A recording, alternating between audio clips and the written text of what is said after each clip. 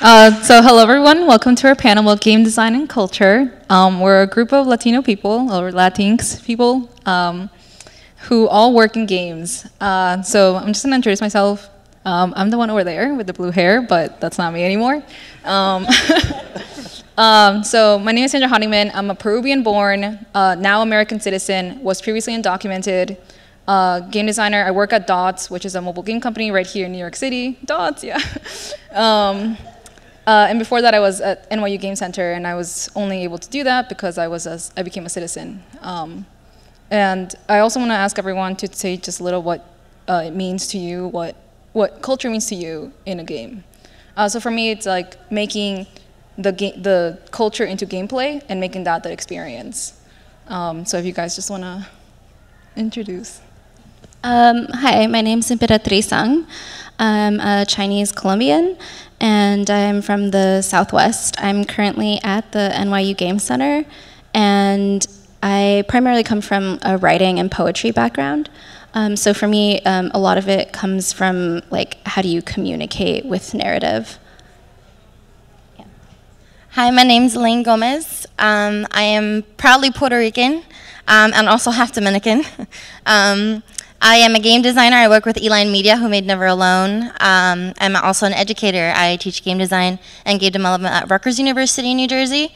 And I also teach in this new youth initiative my company is doing called Make Room, where we teach game design and development to kids 12 to 18 here in the tri-state area. Hello, my name is Anthony Torres. I am an American-born Puerto Rican. I am a visual artist, environmental artist, character concept artist, and an independent Unreal Engine developer. And for me, for culture in a video game, I enjoy the authenticity of it. I forgot to say what culture means to me in my games. I was gonna say. Okay, so for me, my culture in my games is just a part of me, like being able to embed myself, my experiences, what means a lot to me in my work. Yeah, so now that we have introductions, the four of us decided we really want to have a moment of silence just to acknowledge kind of like that we're really privileged people that are able to be here. And we want to acknowledge and support and to show our love for just the things that are happening in the world. And so for 15 seconds, can everyone just be really quiet and silent and think about the moment?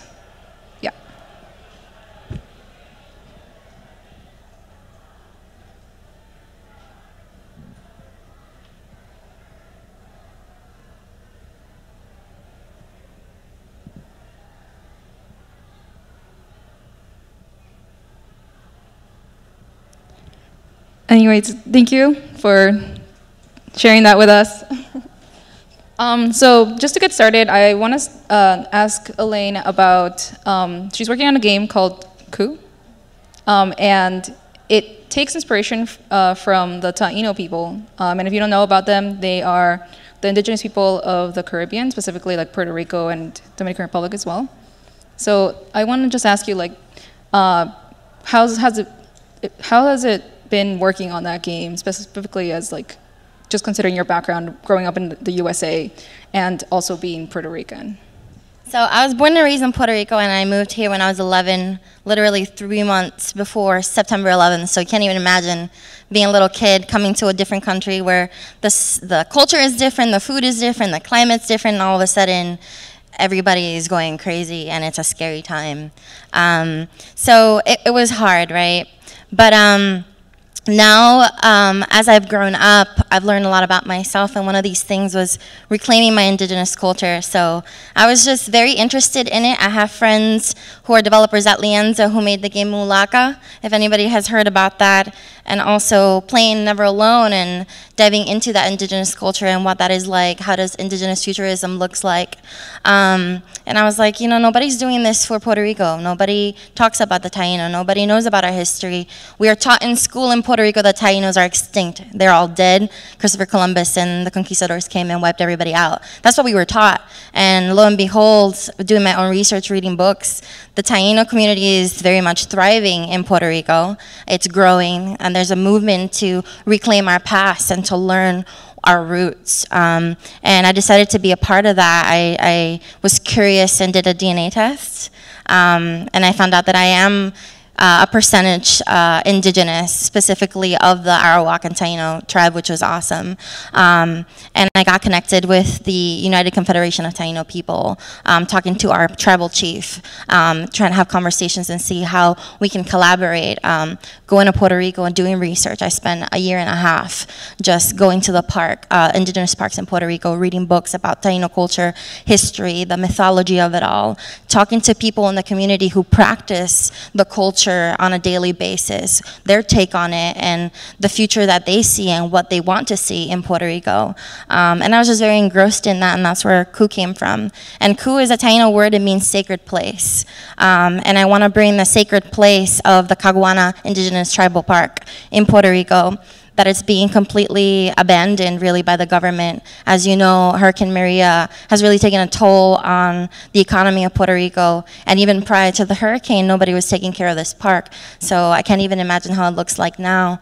We have artifacts, indigenous artifacts that are there in the open, in the air, being weathered. Nobody's preserving them, and I was like, how can I use my craft to preserve that history, to digitize it, to do something with it? And that's where Ku grew from. And now we entered the production process. I'm contracting people, friends of mine, people that I've met at different conferences and things like that, to bring this game to life, and really help my community, because I just want to give back, and I want my country to be proud of something that's very much ingrained in our history, but it's pretty much an afterthought because of the things that have been going on the island. Yeah, so I think there's something that you really touched on there, which is like kind of like reclaiming your culture, which is very difficult, especially as we become Americanized, and not even that, in our own countries, it's like the dominant culture is European. Specifically, I'm from Peru. It's very, Lima is very European. I don't really know any native languages. I don't know any dances. I don't know anything. We were kind of raised to like follow the Spanish white way, and there's lots of racism in that country against indigenous people. So now when we bring that to the USA, it's like you're getting a chance through your games to explore your culture. And Anthony, I know that you're also from Puerto Rico, like working on that kind of game for Lane, it's been like a great experience. But for you, Anthony, what would you take from a game about Puerto Rico? Like in a way that you could feel like you were claiming your culture. Repeat that question again. Oh, sorry. Yes. So I mean, like just working on a game about the Taino, it's a way of learning about yourself. So in a way, like as a Puerto Rican as well, like do you take, how would you like, what did I say? let me rephrase it. Sorry. So, as also from Puerto Rico, how would you approach making a game about the culture that's been there or that is there? It doesn't have to be in the same way that Elaine does it, but it's like something that would relate. You know, for me, growing up in a Puerto Rican household, my parents instilled in me that culture was very important, and that learn where you came from. Learn everything you can from where you came from, because it's a part of you. It's what makes you different. It's what makes you unique. It's what makes you special out there. And one of the things that I learned as being an artist is, for every piece you make, try to put a piece of yourself in there, because it defines who you are. So when somebody sees that, they instantly know who did that. Like, that was you. And I have always wanted to see a game about, you know, my island. Yeah. I may not have been born in that island, but I have deep love for that island. I have deep love for my family that lives there. And I've always wanted to see my culture put in a game so that other people can actually see what it is. Because, you know, sometimes you hear the negativity about it and not much of the positive. And I want people to actually sit there and play a game and see, like, wow, this is actually the culture. This is actually what it feels like to be in Puerto Rico. Yeah, how it feels like to be yourself. So just to continue talking about everyone's games, Emperatriz, your game, Yumi's Home, touches on like themes of depression. I think that can tie very close to how you could express games about culture in a way of kind of like making just making something into gameplay, just kind of abstract stuff. Yeah, so it's a small game, Yumi's Home. It was a team of 6 of us. I was one of the narrative designers. And the primary focus of the character was the cultural pressure of, one of like the pressure points for the character was being first gen, and the weight that it carries, like being far away from home, and also having to like caregive and take care of family. And so like how like does identity and culture like factor into mental health? So that was one of the things that like we focused on with the game, and we focused on like this, we as a team sat down and we were thinking of like what emotion or verb would we want like the players to like feel or experience, and we settled on primarily the emotion and like verb of sinking, without like any imagery of like drowning. And so we focused primarily on point and click and drag mechanics with the mouse, and like kind of like the repetitiveness of the characters' like day-to-day life. And so we tried to like incorporate like with visual art as well and poetry, like the like aspects of this character Yumi's identity, and like guide players through like her experience of being first gen and like having all this responsibility, like certain kinds of responsibility placed on her. All right. And since it was like a collaborative effort, how did you sort of help guide towards a game about first gen being, or in that kind of identity? A lot of people on the team were international. Oh. And so I think 2 of us were American and we were first gen, and everyone else was international. So I think there was little pieces of us in the game, and there was a lot of conversation, like sometimes difficult conversations, but like of like what we saw in this character, and it took a lot of different directions. But and sometimes it was hard because we each had different visions of like what we thought the character should experience when it came to like mental health, or like when it came to like her background in developing her, and like how that would be conveyed through the gameplay. But it also kind of reached a point where like we kind of just needed to move forward, and we had to like kind of collectively decide like on some decisions more quickly. Yeah. I think that also like goes into more into when you're working in a team, it can be really difficult to bring up very personal ideas, especially when it relates to your identity. So if anyone has any like experiences of how you would even bring up these kinds of ideas, like especially on a bigger team, how do you bring that into the actual game design, the way that the game can work, or? I can say a little bit about that. So with the game that I want to make called Coup, with this whole indigenous process, it's very cultural, very special to me, very much a labor of love that I'm doing on the side after my day job, and that I'm investing out of pocket to be able to buy assets and contract people to make stuff for me. My initial plan was to have an all Puerto Rican team.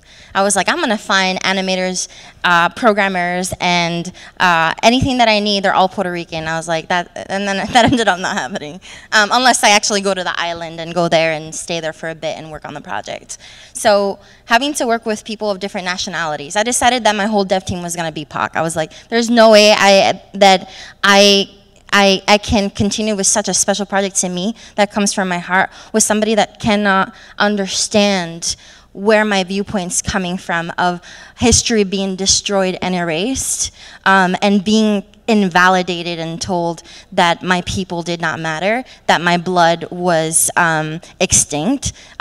There's something there's a lot to unpack there, but I wanted everybody on my team to be a different nationality if it was not all Puerto Rican. So I made that decision myself for this project.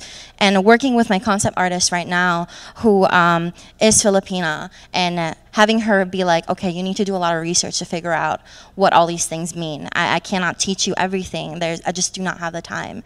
And for her to take 15, 20 hours to read about different plant life that was important to the Taino people, reading about specific landmarks in Puerto Rico that are important to the Taino, and her drawing a map for me and telling me, hey, these are the areas you should focus on in your level design.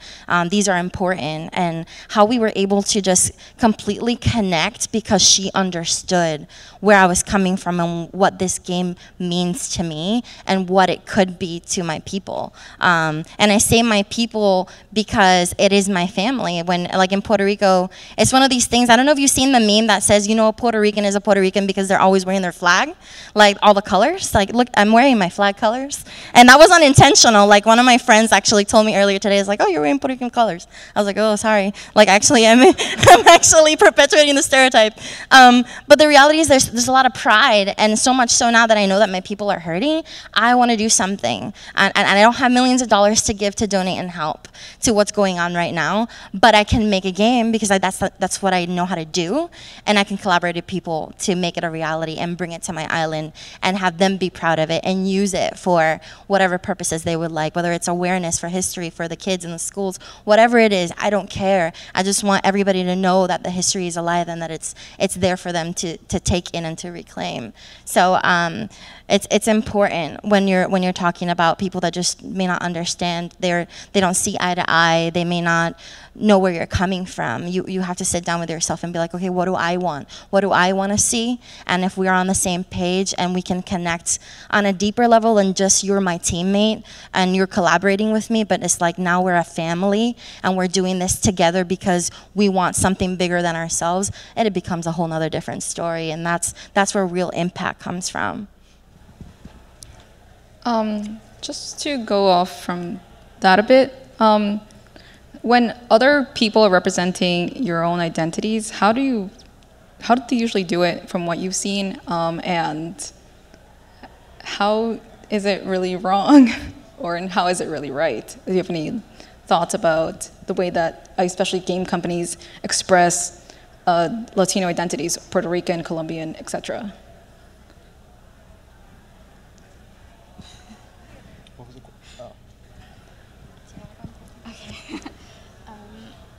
It's a tough question. I think sometimes it's a good thing because it feels like there's like visibility, and then sometimes you kind of come to find that it's sometimes it's good because you feels like there's like this like image and there's this facet of your identity that's being out there, and then sometimes it feels like it's kind of being twisted in a, I don't want to use the word twisted, but like kind of being distorted in a weird way, and like I think it just depends on the frame and like how that facet of like identity is like being used to like either progress the story or like being used to like reinforce a stereotype. Yeah, there's like a huge divide between when it comes to visibility versus stereotyping, it's like, oh, we'll accept a guy who speaks in Spanish in a weird way because he's Hispanic, but also that's wrong. Like, doesn't really present. It's kind of there for tokenism. Or to make some sort of joke. This comes across in lots of different medias. Yeah,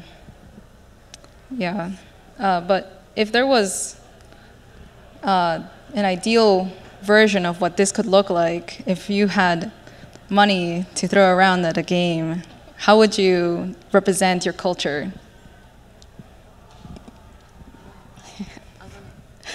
I think the best way to do that, if you're going to make a game, is if you don't know much about the culture, is to just go there yourself. It's much better to just be there instead of just sitting on a computer and Googling it and be like, oh, look, I have all this. I know what I'm talking about. It's different because what you're reading or what you're seeing is on a screen different from what you actually being there and seeing these things and, you know, hearing these things and feeling these things, and you get more information that way. When I was in school, I was on a team, and we were making a game that was, you know, specifically about Egyptian culture. And we all had to research it, and there was actually one person on our team, and she was actually Egyptian.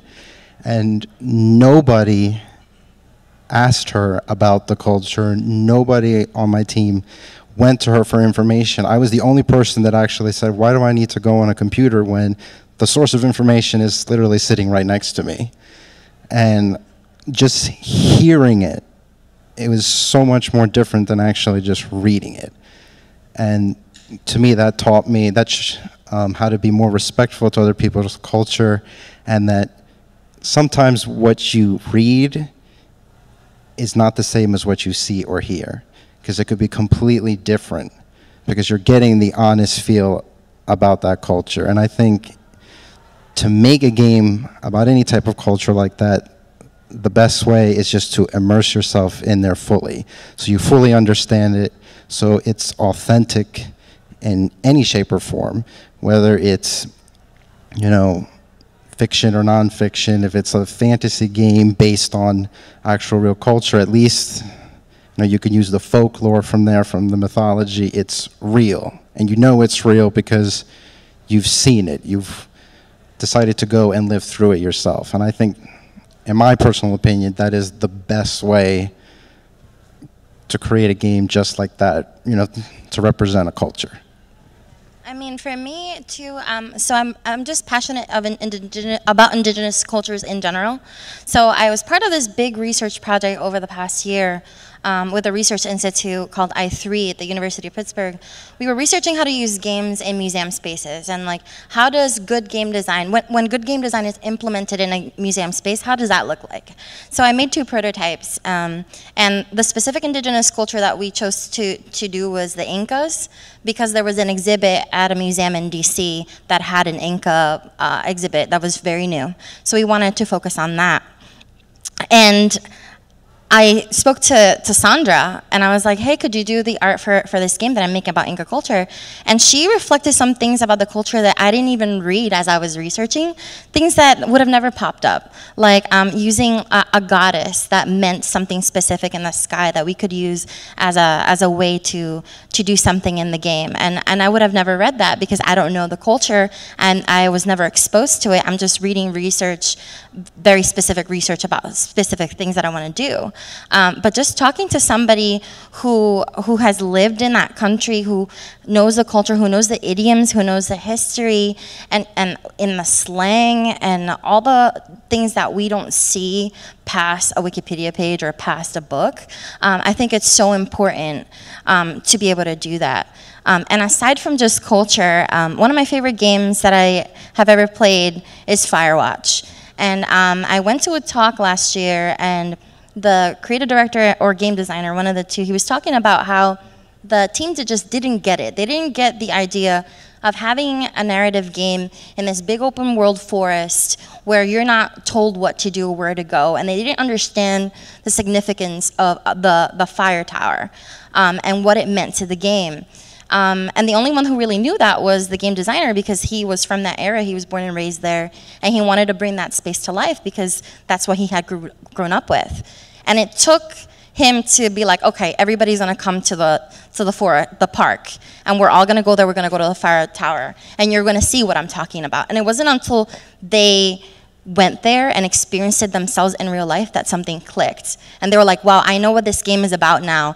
I understand what we're trying to do, and I know exactly how I'm gonna use my skills to come and bring it together. So it's like that, and that doesn't, Firewatch has nothing to do with like indigenous culture or culture specifically in a historical or ethnic context, but that entire process is identical to what we would have to do for something that's near and dear to us, like an identity game or a game about politics in our country or something like that. The process is identical. Okay.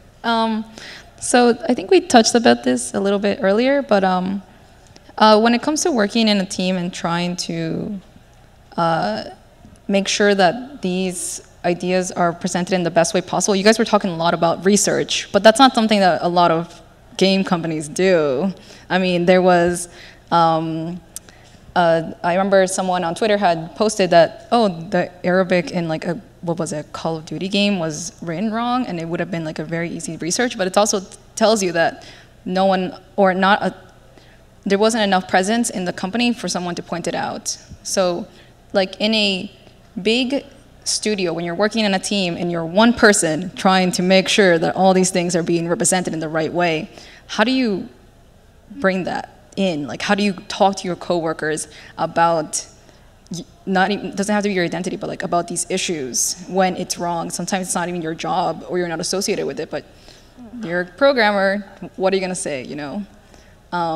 Do any of you have any thoughts about how you could approach it, especially when working in teams? Like, how are you the voice of that voice? How can you be that voice? And it's also a lot of pressure, right? So if any thoughts you guys have. I mean, in an ideal case, you work at a company where you feel comfortable to voice your creativity and opinion. So if you're not comfortable, maybe you should reevaluate your place at that company, because if somebody doesn't value your opinion, then really, are they putting your work into value and into perspective? Like, that's a really deep question, right? But when it comes to pointing something out, if you see something wrong, say something. Sometimes it's as easy as Googling something to fact check yourself, to make sure that you're getting a number right, to make sure that you're getting a spelling of something correctly. It's as easy as going on the internet and trying to find out answers. And if not, always, I am a big believer in consultants. Always try to find somebody who knows more than you. And that you can ask questions to and feels comfortable with you enough to share things that you may not be able to find on the internet or on your own. To be honest, I think it's easy to end up like shutting down, and so sometimes I think it's easy to end up shutting down and like not being sure like who to speak to or like how to go about it. I think finding someone that like you can trust and like confide in or like have that open communication with is important. But it's a tough question, and I know that like me personally, I'm sometimes prone to like shutting down. Yeah. So that's a super common thing to happen. I mean, like, especially when you're coming into the games world, a lot of the people there don't really look like you. And everyone else, even if they are brown like you, they might come from different backgrounds and don't understand the different identity that you're coming from. So having those conversations can be really difficult and intimidating, exactly.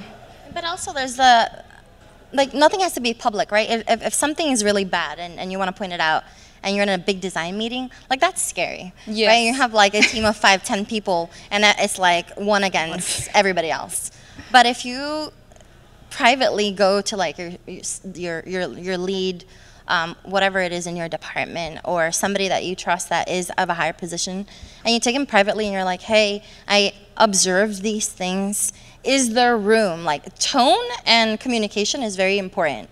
So saying things instead of like, you know, I think this is wrong and you're not doing this right. Instead of taking that approach and being like, hey, is there room to change this because these are my observations, or here are some suggestions that I think would work better because of these reasons. Like always be constructive and never try to be aggressive, because you're gonna build a wall that is gonna be very hard to break, that may put you in a very compromising situation, and you don't wanna be there. Right? So at the end of the day, watch your tone, watch the way that you're approaching, never get emotional. If you have to go to the bathroom and cry, I have done it. I have gone to the bathroom and cry about situations to compose myself, and then go to the person who disrespected me or whatever, or somebody who talked down to me or whatever it is. Sometimes it takes that. You have to have alone time and compose yourself, get yourself together, and maybe even talk to them the next day. Sometimes you have to let time elapse before you can formulate the proper approach. But in my opinion, I have a big mouth, so I mean, I would be like, excuse me. And I had to do that with even my supervisor, where I had to set him aside in a meeting where I felt like I was disrespected as a woman, and I refused to be another statistic. So it's just like, please, next time, could you not talk to me like that? Can we work together? We're working towards a common goal. And people appreciate when you come up with that tone where you want to be constructive, you want to improve, instead of humiliate or make somebody feel bad or make somebody feel like they don't know what they're doing. Yeah, just something similar. I was at work and I heard a coworker say a word that almost triggered a panic attack just because I used to be undocumented. And a lot of people use a lot of hateful words, like the I word, which I don't like saying, about immigrants, even if they don't mean to. But like just when you're at work or when you're working with other people, you sometimes have to deal with these things as a person of color, as a person of certain identities, or immigration status, etc. So it's always good to take care of yourself. Do you guys have any special things you like to do to make sure when those things happen, you're like, well, should I confront it? Should I ignore it for now?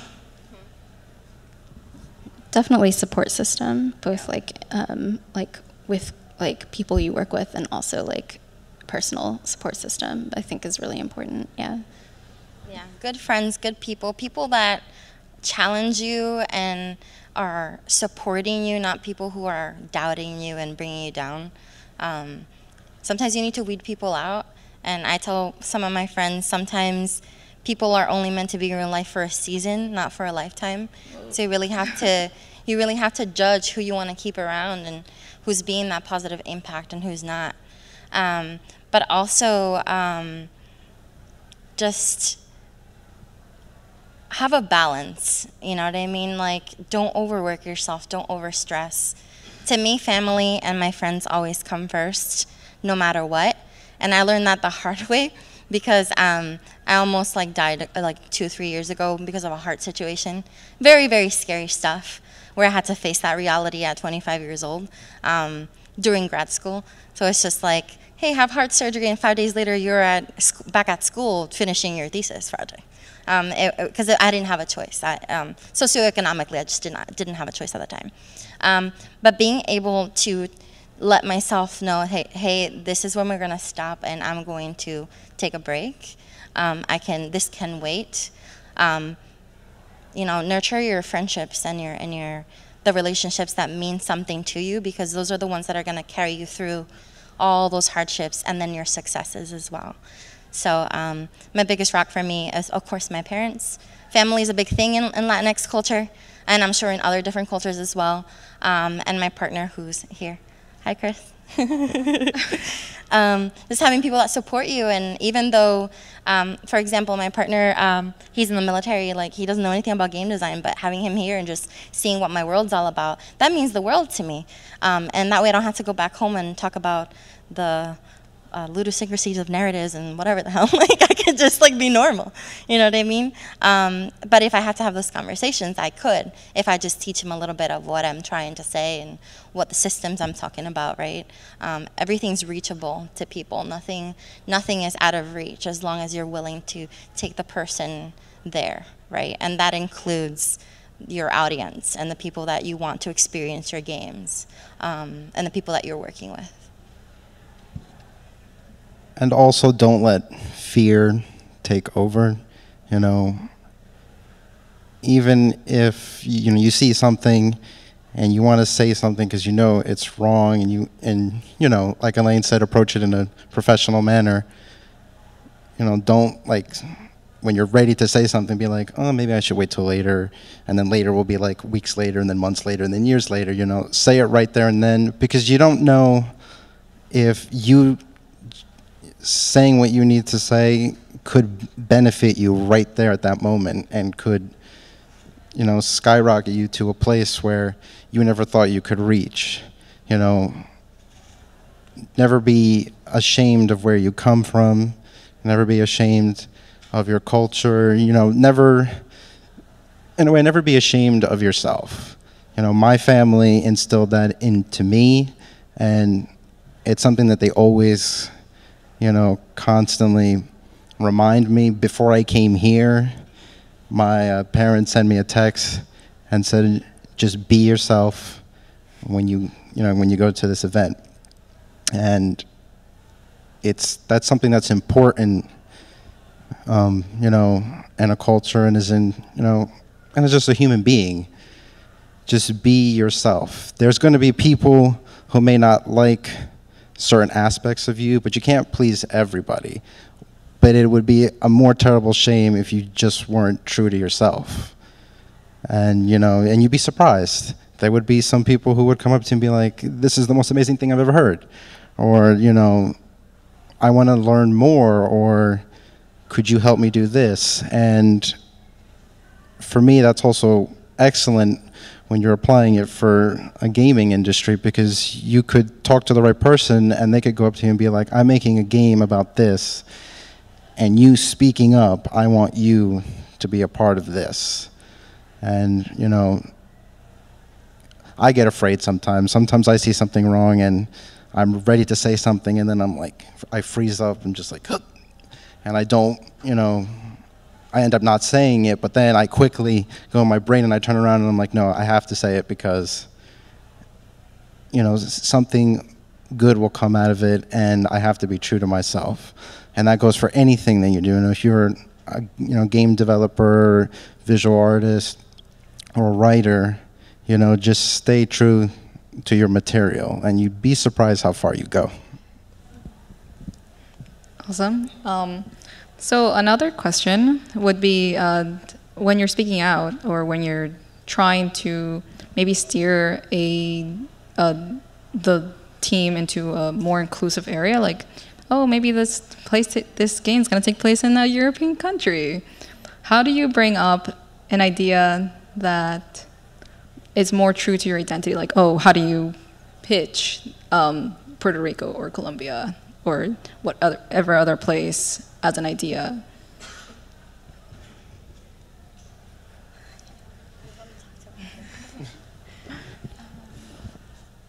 Yeah, I can start then. I guess intent is really important when it comes to that. You don't want to forcibly inject something just because you want to see it.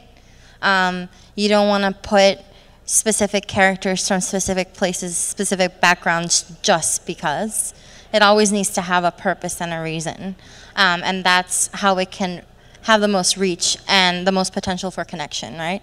So when you are talking to your team about, I don't know, building your world in a different country, about a specific culture, or perhaps a fictional world based on a culture, always be mindful and be open to changing things around and not having things go your way, and not necessarily having things historically accurate, etc., but sensitive and at least genuine in the most important aspects. So for me, in game about Ku and indigenous culture, there's a very conscious choice where I have to make what is important that I want to highlight in the game, and what is not important that I can't highlight, because I cannot condense hundreds of thousands of years of history into a few hours of gameplay. That's impossible. And it's hard to pick what I find important and meaningful, and what the tribal community finds important and meaningful. So being on the same page is important as well. So I can't stress how important communication is on all different fronts, for everything that you're doing, and the importance of intent and purpose in those decisions that you're making to create what you're creating. I think also like you mentioned, like being open, being flexible, and I guess like listening to each other and listening to like what would be meaningful for each person from the team to get from the project or to put into the project. Yeah. Well, for me, it's, you know, if you're going to go and do something cultural based, be mindful to who's around you on your team, because you never know that somebody might say, hey, I know this, and then just, like Elaine said, get all the important information, all the stuff that really shows the culture, because you can't put, thousands of years of history or so on, into a game that's only, this much hours. So choose the things that are going to make whatever culture you're putting in the game shine, so that people get interest before they play the game, during the play time, and even after. Because I played some games where I was so into the culture that after I was done playing the game, I spent all this time researching because I wanted to learn more, because it just dragged me in. And I think that's a wonderful thing, because you make something that keeps people interested even afterwards. To me, that's a success. And Anthony, I just want to ask you, since you're a visual artist, have you ever sprinkled a little piece of a reference into your worlds that you've created, or any concepts that you've made? Did you put the Puerto Rican flag at the corner of the building? Asking. No one sees it, but Easter I egg. know. I just drew it in the sand. I approach, if I'm going to create a scene, I created a desert scene, and I could have easily just threw in sand, a pyramid, and some other things in there, and called it a day. But for me, I felt like that was kind of insulting, because I'm like, this is a perfect opportunity to put some culture into it. So I actually would research what I'm about to do, and then I would just, from what I got, I would start, creating my world.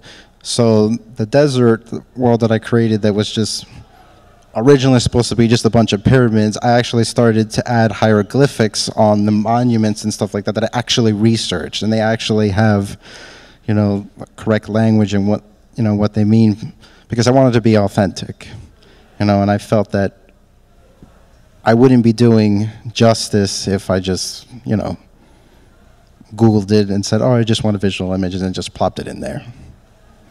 And I'm pretty sure I put a Puerto Rican flag somewhere in there, but. So we're pretty much almost done. So just want to do what other people have done, and if you guys have any plugs you want to give to our great audience, this is your time. You have a game? Yeah, I have a game downstairs in the downstairs theater. It's with a team of with 3 other designers. It's called Here's How It Happened. It's a card game, so come check us out. For me, if you could, I don't have my game, it's still in development, and I'm very much trying to find traction for it. So if you could please follow me on Twitter and repost my cultural stuff. If you're interested about Indigenous Futures, please look up the Initiative for Indigenous Futures. They're doing a lot of cool things with technology, trying to figure out how we can use games to expand the narratives of Indigenous cultures all around the world. So most recently, they've been working with the Hawaiian community, Maori community in New Zealand, trying to see how games can bring some of these histories and stories that they have to life. Definitely recommend that. And if you're interested in other Indigenous developers, we do have a group on Facebook that you can probably look at and follow. I think it's closed because we're very private to our cultural stuff. But there's a designer by the name of Elizabeth Lepens. She's on Twitter. She's pretty much I would call her she's the head of the entire Indigenous games movement. So if you follow her, and you would see her, what she's doing, and who she's collaborating with, people that follow her, we're all this big Indigenous community that involves the First Nations and then all tribal communities all around the world. We're trying to work together and see what we can do to help each other and preserve our history and preserve it for future generations to enjoy and to learn. And for me, you can follow me on Facebook or Instagram to see all of the Unreal work that I did, and see aspects of my wonderfully crazy life. And I think my advice to everyone, if I could give just a little bit of advice, and I know I've been saying it most of the time here, be true to yourself. Stay true to yourself. Don't be ashamed of yourself. Don't let someone tell you that because you're this way or you came from this culture, you're not, equal, or you're less than that person, because you're actually not. No matter what culture we're in, we are all the same, everywhere. Everything about us is the same, and not one culture is better than the other. And, take pride in on where you come from, because it's a beautiful thing. It's a beautiful thing to have. It's a beautiful thing to express. It's a beautiful thing to hold, and it's a beautiful thing to share. And, it makes the world better.